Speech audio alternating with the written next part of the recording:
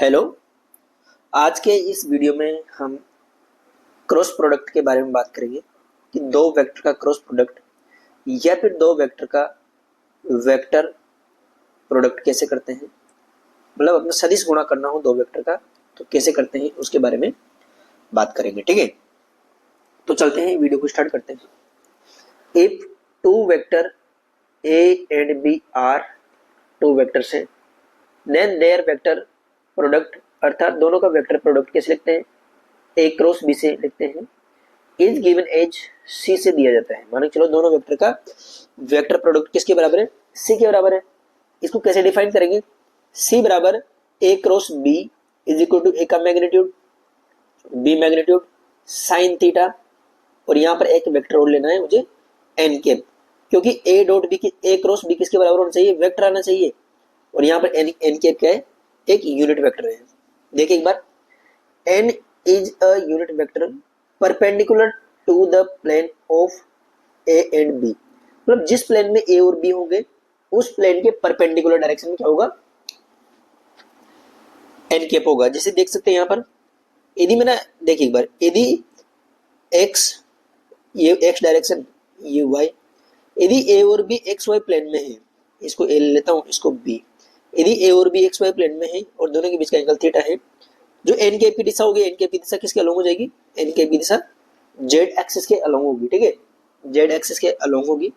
ये तो है यूनिट वेक्टर किसके परपेंडिकुलर होता है, जिस प्लेन में ए और बी लाई करते हैं उसके जस्ट परपेंडिकुलर। ठीक है, द डायरेक्शन ऑफ सी, अब सी वेक्टर बोले तो क्रॉस प्रोडक्ट की डायरेक्शन और एन कैप की डायरेक्शन को कैसे देंगे, determined by right hand screw rule and right hand thumb rule. देखिए एक बार, मुझे क्या निकालना है, मुझे निकालना है ए क्रॉस बी, तो इस वाले साइड में ए है और इधर क्या है, बी है। तो अपने राइट हैंड की उंगलियों को ए से बी कर्ल करेंगे, जो अपना थंब होगा वो किसको शो करेगा, एन कैप की दिशा को शो करेगा। यहाँ पर जैसे यहाँ पर दिखा रखा है, ए से बी अपने राइट हैंड की उंगलियों को कर्ल करने पर थंब की डायरेक्शन किस बात को शो करेगी, यूनिट वेक्टर एन कैप की दिशा को शो करेगी। ठीक है, इस प्रकार से देख सकते हैं। अगला इंपॉर्टेंट पॉइंट क्या है, क्रॉस प्रोडक्ट से रिलेटेड इंपॉर्टेंट पॉइंट देखिए एक बार। Important point regarding vector product, पहला a cross b is equal to minus b cross a के बराबर होता है। मतलब ए क्रॉस बी बराबर बी क्रॉस ए माइनस हो जाता है। क्यों, क्योंकि जैसे ए क्रॉस बी करूंगा, देखिए एक बार यहाँ पर, यदि ए वेक्टर इधर है बी वेक्टर इधर है, तो ए क्रॉस बी करूंगा तो इसकी डायरेक्शन किधर आएगी, पॉजिटिव जेड दिशा में आएगी, और बी क्रॉस ए करने पर इसकी दिशा नेगेटिव जेड दिशा में चली जाएगी।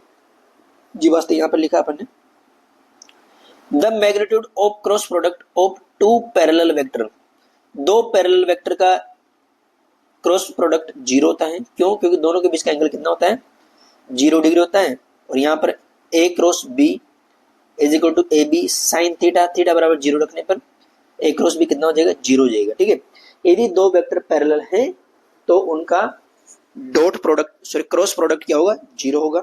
यहां से देख सकते हैं आई क्रॉस आई और जे क्रॉस जे और के क्रॉस के किसके बराबर होगा, 0 होगा। क्योंकि मैं इसको ऐसे लिख सकता हूं, आई का मैग्नीट्यूड 1 फिर आई का मैग्नीट्यूड 1 साइन 0 डिग्री, साइन 0 की वजह से कितना हो जाएगा, 0 हो जाएगा।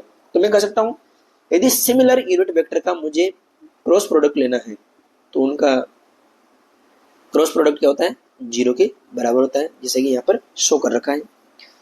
देख सकते हैं अगला इंपॉर्टेंट पॉइंट क्या है, ये इंपॉर्टेंट पॉइंट है। देखिए एक बार, यदि मुझे देखो आई क्रॉस जे करना है, आई किधर है यहाँ पर, और आई क्रॉस जे इस वाली दिशा में मुझे मूव करना है, तो इसको मैं यहाँ पर नेगेटिव लेके चलेंगे।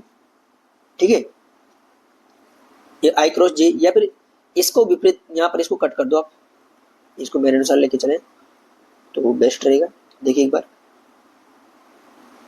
यहाँ पर आप इसको प्लस कर लीजिएगा, ये प्लस है और ये क्या हो जाएगी, माइनस वाली डायरेक्शन।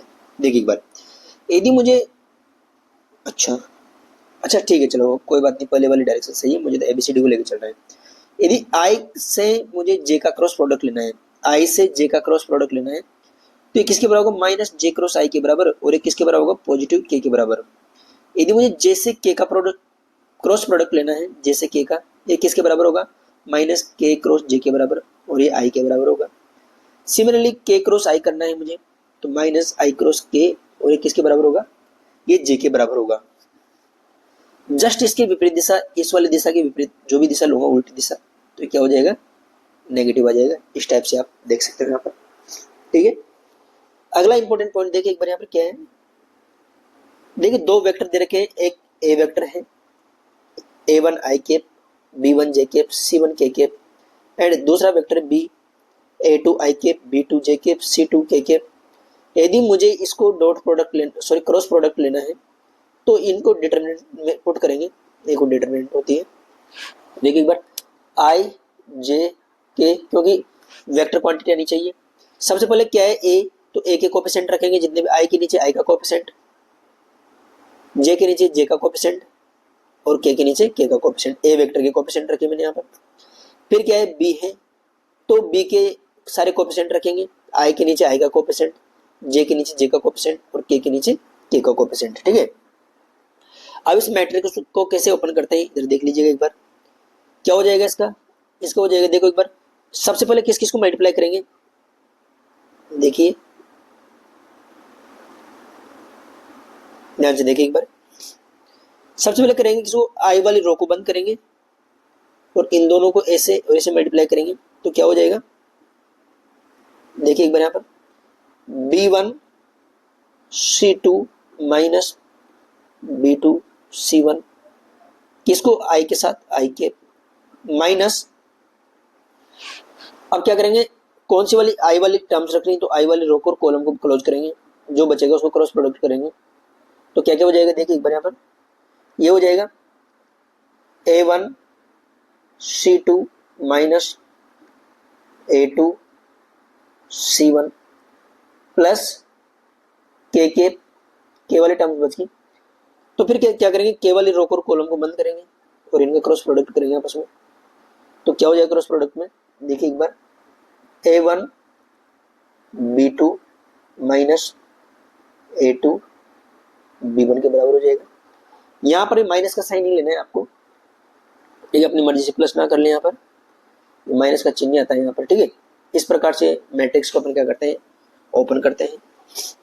अगला important point, if A and B, A vector ये दे रखा है, बी वेक्टर ये है, यदि दोनों वेक्टर एक दूसरे के पैरेलल हैं, तो क्या होगा, इन दोनों वेक्टर का जो भी आई और आई के कोएफिशिएंट रहेंगे, उनका रेशियो बराबर रहेगा। जैसे कि यहाँ पे कर सकता हूँ, दोनों वेक्टर पैरेलल हैं, तो a1 डिवाइड बाई a2 होगा, b1 डिवाइडेड बाई b2 होगा, और c1 डिवाइडेड बाई c2 होगा। आप इस प्रॉपर्टी को भी याद कर सकते हैं, यहाँ से क्वेश्चन हो जाएंगे, ठीक है। तो आज के इस वीडियो में इतना ही। मैंने आज की इस वीडियो में आपके लिए क्रॉस प्रोडक्ट के बारे में बात की थी, ठीक है, जिसमें दो वेक्टर का क्रॉस प्रोडक्ट कैसे निकालते हैं, डायरेक्शन कैसे निकालते हैं, इन सारी चीज़ों के बारे में बात की है, ठीक है। Okay, thank you.